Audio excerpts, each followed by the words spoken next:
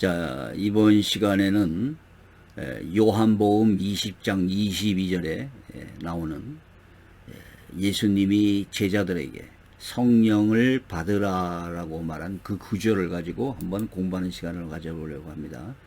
제가 요한복음 20장 19절을 한번 읽어보겠습니다.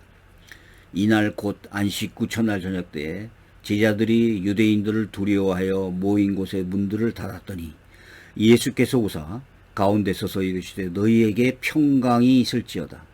이 말씀을 하시고 손과 옆구리를 보이시니 제자들이 주를 보고 기뻐하더라.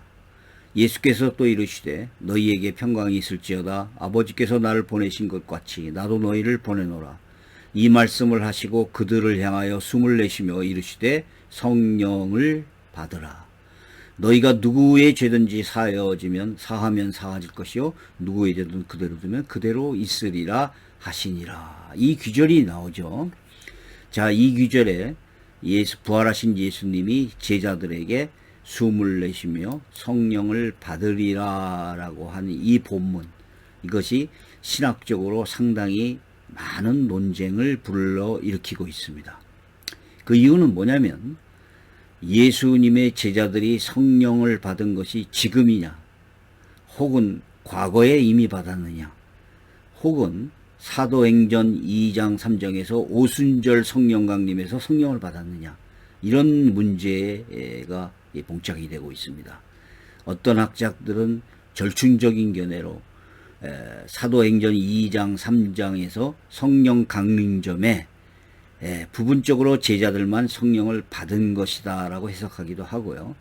요한복음 본문은 또 이 상징적인 성령을 받았던 상징적인 의미고 실제로는 오순절에 성령을 받은 것이다 이렇게 얘기하기도 해요. 구약에서도 성령을 받은 사람들이 있습니다. 구약에서도 선지자, 왕, 제사장 등은 하나님을 사역을 위해서 파송되는 직분에선 기름 부음을 받은 자라고 돼 있고, 사사들한테는 하나님의 영이 임하심에 이렇게라고 하는 표현들이 또 있어요. 그래서 구약에서도 성령이 임하지 않은 것은 아닙니다. 자, 그런데 이 본문을 보면은요, 이 본문 요한복음 20장 본문을 보면 그들을 향하여 숨을 내쉬고 성령을 받으라 이런 귀절이 나오죠. 자, 이 의미가 과연 무엇일까? 이런 점입니다. 이것은 마치 창세기 2장 7절의 그 생기를 그 코에 불어넣으시니 생명이 되었다. 이 구절을 떠오르게 합니다. 또 에스겔서 37장 9절에서 마른 뼈에게 생기가 들어가니 다시 살아나더라. 이런 구절도 생각나게 합니다.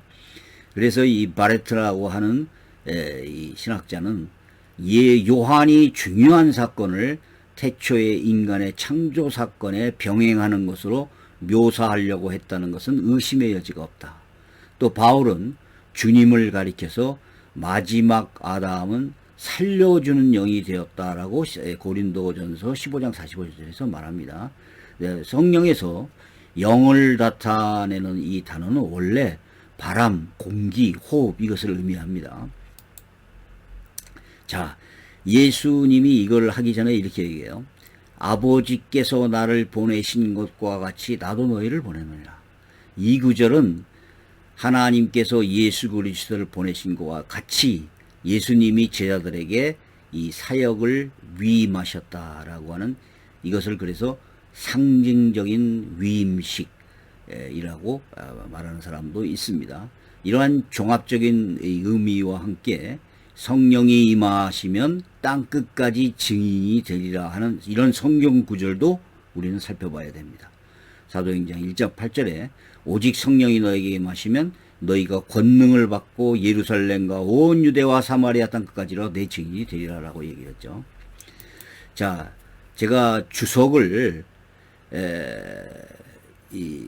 무조건 100% 옳다라고 얘기하는 것이 아니라고 이미 여러 번 말씀을 드렸습니다. 그래서 주석을, 권위 있는 주석 몇 가지를 살펴보는 것은 이 사람들이 어떻게 이것을 해석하고 있느냐를 한번 연구하자는 거예요. 참조하자는 겁니다. WBC 주석은 이렇게 합니다. 그리스도의 선물이 오순절에 완전히 주어지길 성령의 부분적으로 수요로 보는 것도 바람직하지 못하다. 자, 그래서 제자들한테만 성령을 약간 부분적으로 줬다. 이제 이렇게 해석하는 것은 바람직하다. 칼빈은 이렇게 얘기했다는 거예요. 여기에서 성령은 제자들에게 그의 은혜와 함께 살짝 뿌려지듯이 주어진 것이지 완전한 능력으로 제자들을 흠뻑 적신 것은 아니다. 이렇게 표현했다는 거예요. 켈빈이. 또 벵겔이라고 하는 신학자는 본문의 성령 수요를 오순절의 어떤 사인, 징조로 보았고, 웨스트코트는 사역의 능력을 미리 예상케 하는 새로운 생명의 능력으로 이해했다는 겁니다. 브루스는 순서를 뒤집어서 부활절의 성령 수요를 사역을 따른 고난 위임으로 보았고, 오순절에 성령의 새로운 생명의 수요가 뒤따른다고 했다. 이렇게 이제 학자들이 의견이 그렇습니다. 또 바레트는 본문에 나타난 성령의 특별한 사역에 사도행전 이것을 조화시키는 것이 불가능하다. 그리고 어느 누가 본문의 성령을 특별하다고 그러고 부분적이라고 그랬느냐. 이제 또 이렇게 그래서 이렇게 또 설명을 하기도 하고. 그래서 그리스도의 구원의 행위를 바라보는 두 가지 방법이 있다. 요한복음에선 그리스도의 죽음, 부활, 승천은 본질적으로 하나의 행위고 성령의 수요는 부활절 사건에 앞서서 앞에 세 가지과 밀접한 경계를 나눈다. 누가는 뭐 이제 쭉 이렇게 설명하는 거예요. 그 다음에 WBC 지석은 요한복음 본문과 오순절 성령 관임 사건을 분리하지 않고 같은 사건의 맥락으로 보아서 부활절과 오순절에 연관되어 성령을 보내신 사건이 일어나도 문제가 없다. 이렇게 지금 얘기하는 것이죠. 그래서 누구든지 이 성령을 받으라. 너희가 누구의 죄든지 사하면 사하질 것이요. 누구의 죄든지 받으면 그대로 있으리라. 이렇게 한 것은 마태복음 16장 19절에도 나오는 걸 반영한다고 그러는 거예요. 내가 천국 열쇠를 네가 주리니 네가 땅에서 무엇이든지 매면 하늘에서 맬 것이요 네가 땅에서 하늘에 부리라. 이제 이렇게 얘기했죠. 자, 옥스퍼드 원어대전에서는 뭐라고 그랬냐면 본문의 지점이 본문의 그 요한복음 시점이 제자들이 최초로 성령을 받은 때라고 본다. 그래서 버나드 케임 등이 이 견해를 취한다 그랬어요. 두 번째는 본문에서 예수께서 성령을 받으라고 하신 말씀이 오순절 성령 강림을 약속하는 상징적인 행위였다.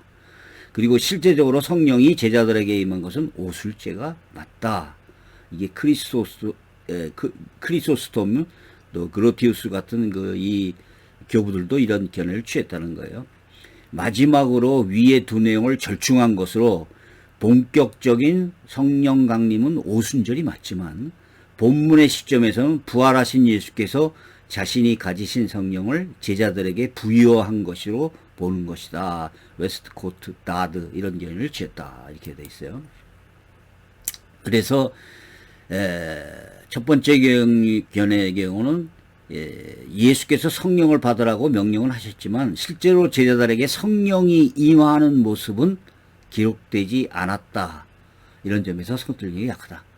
또한 예수께서 숨을 내쉬면서 이 말씀을 하신 것은 자, 상반절에서 본 것처럼 성령의 특징 중에 하나가 부러지는 숨과 같은 존재로 묘사된다. 이는 성령을 받아야 한다는 명령을 강화하는 상징적인 해석으로 볼 수 있다. 따라서 예수의 입김을 통해 성령이 제자들한테 옮겨졌다라고 보기는 힘들다. 그래서 두 번째 견해를 취하여 본격적인 성령의 강림은 오순절 때 이루어진 것으로 보는 것이 무난하다. 이렇게 봤다는 거예요. 그래서 이것은 그 사망의 권세를 이기고 부활하신 후에 그 약속을 확인시킨 것이고 승천하신 후에 성령이 실제로 보내졌다. 이렇게 이제 설명을 하는 거예요. 정리를 하자면 이 견해는 본문에서 실제로 성령을 받았다. 이렇게 해석하는 학자들도 이렇게 많습니다. 두 번째, 성령께서 온전하게 미리 이 성령을 받은 것은 오순절이 맞는데 사도직을 수행하기 위해서 성령을 미리 받았다라고 하는 해석도 있습니다. 세 번째는 이 요한복음에서 그 성령을 받은 것은 상징적인 해석이었고 오순절 성경 관념을 확인해 주기 위한 것이었다. 이런 거예요. 물론 오순절 이전에 성령 내주가 없었다. 구약에 성령 내주가 없었다. 이런 것을 말하는 것은 아닙니다. 자, 구약에서의 성령 사역과 신약에서의 성령의 사역은 구약에서는 만인에게 임한 것이 아니었고 하나님의 사역을 하기 위한 제한적 선택적으로 임했습니다. 그리고 성령이 영원히 함께 내주하지 않았습니다. 예수님이 부활하신 후 오순절 이후에는 예수를 믿는 만인에게 보편적으로 영원적으로 내주하십니다. 자, 사도행전 2장 17절 하나님이 가라사대 말세 내가 내 영으로 모든 육체에 부어주리니를 하고 얘기했고요. 그 요엘서를 인용한 것입니다. 14장 16절에서 내가 아버지께 구하겠으니 또 다른 보혜사를 너에게 주사 영원토록 너희와 함께 하겠으니 이것이 다른 점이라는 거예요. 그리고 예수님이 십자가에서 부활하신 이후에 만인에게 그리고 제자들에게 성령을 부어주셨다라는 이것을 얘기하는 것입니다. 그래서 이것을 제자들에게 성령을 받아라 하면서 호흡을 숨을 이렇게 내쉰 것은 이러한 그 견해들이 있습니다. 상당히 어려운 규절이에요. 그래서 이것을 뭐 어느 규절이 맞다, 무조건 틀렸다, 다른 것은 이렇게 얘기하기보다는 이러한 그 견해로 살펴보는 것이 맞을 거라고 생각이 됩니다. 감사합니다. 여기까지 하겠습니다.